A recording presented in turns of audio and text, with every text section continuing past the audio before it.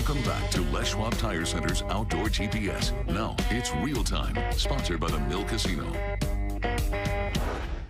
Welcome back, everyone. Now we're going to join Brad Staples, world-renowned guide, travels all over the planet to chase fish, extremely well known for his guiding on the Deschutes River, easily one of our top guides here in the Northwest.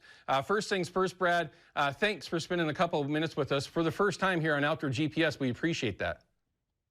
Oh, and thanks a lot for having me on your show. I appreciate it as well. I also appreciate your kind words that you said. Well, I've known about Brad for about 100 years. I've had a chance to actually be in his boat when we were scouting for sheep a few years ago. Very well known for the Deschutes and the history of the Deschutes. Now, Brad, I know right now that it's a little bit early to be considering chasing summer steelhead around on the Deschutes, but you're out there. You got people in the boat with you. What are you out there doing? So, yeah, this is my 42nd year as a fishing guide on the lower Deschutes River. I started running raft trips in 1983, and so now I'm running jetboat trips. And so this time of year, I run scenic jetboat trips from the mouth of the river, about 25 miles upstream to Max Canyon, talk about river, issues, and try to find animals, as you mentioned, bighorn sheep, deer, bald eagles, etc. So today I actually have a longtime friend of mine, special guest, Jack Glass. Awesome. He's going to step in and say hello. Jack, how are you?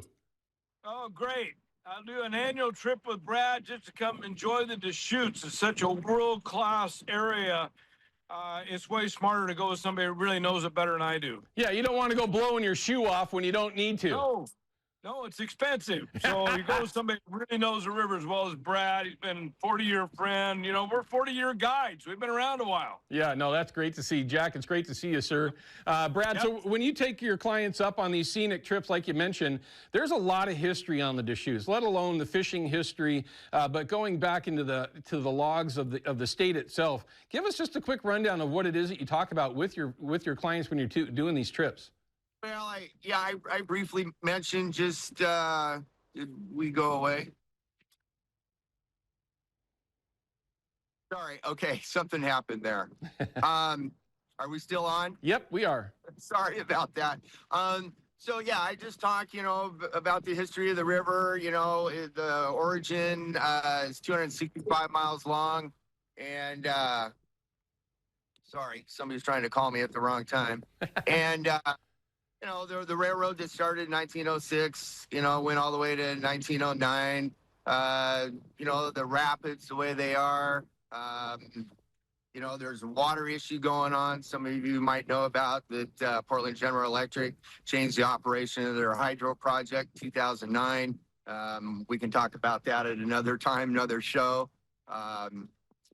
Just try to, have a good trip, fun in the sun. Unfortunately, today we're having some cooler weather.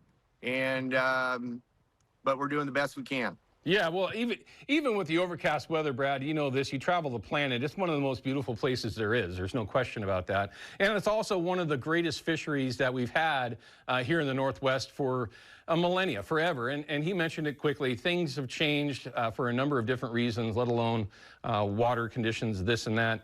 But when do you actually start running trips? I know that you're booked up like you are each year. And by the way, everyone, if you really wanted to get out on the Deschutes and experience it the right way, targeting steelhead, you would need to book now for next year and maybe even for further out with Brad. But when do you actually start going after steelhead with your clients on the Deschutes? So I started the scenic trips this past week on the 17th. Prior to that, I was in the Yucatan Peninsula, Mexico, for 7 weeks with clients fishing for tarpon. But steelhead will start July 14th, and then if we have a full season, I will fish through October 22nd. Which is just a perfect time. I mean, really, I get an opportunity this year, Brad, to actually jump back in the boat with you, with the folks from Hatchery and Wild. It's coming up, everyone. You'll see this actually materialize as we go forward. But what is the best time? I mean, it's not like everybody can go out to the Deschutes and do what Brad's doing. It's a very specialized fishery. But when those fish show up, it's a little bit different these days than, say, just 10 years ago.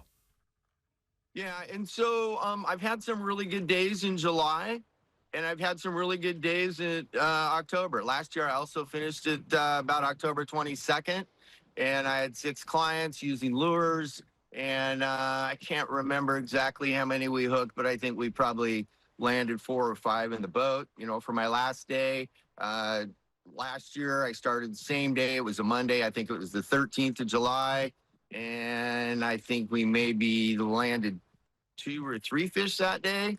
So, you know, all the way through. Some days are going to be better than others, of course, but yeah, anytime you can get on the water, give you a good chance. No doubt about it, especially on that river. How do you like actually to go? I already know the answer to this, everyone, but I have to ask him.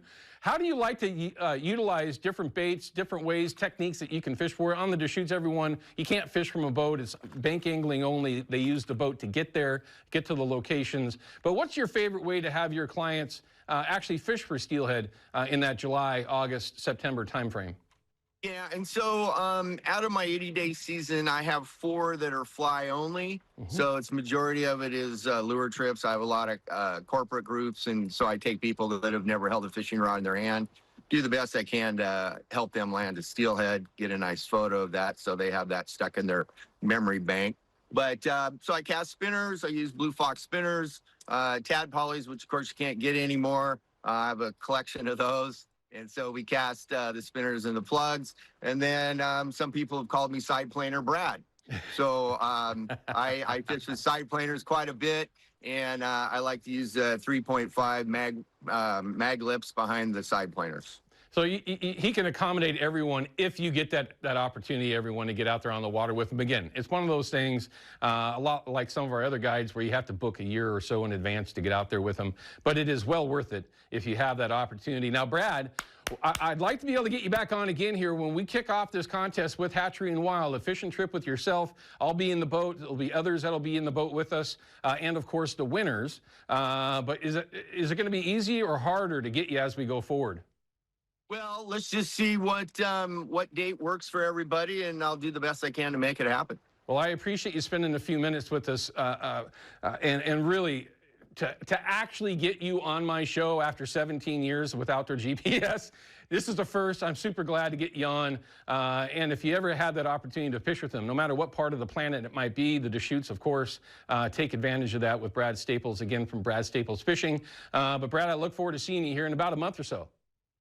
Okay, that'd be great, Owen. And yeah, I'm hoping that the connection made it. I'm 12 miles up the river, and there's not a lot of places that we get cell coverage, but I'm hoping it worked out for all your viewers. It worked out perfect, and only a guy that spends 80 to 90 days a year on the Deschutes would know where he's at. It's just that simple. Hey, thanks again, sir. You take care, be safe, and say hi to Jack for us. Take care, everyone.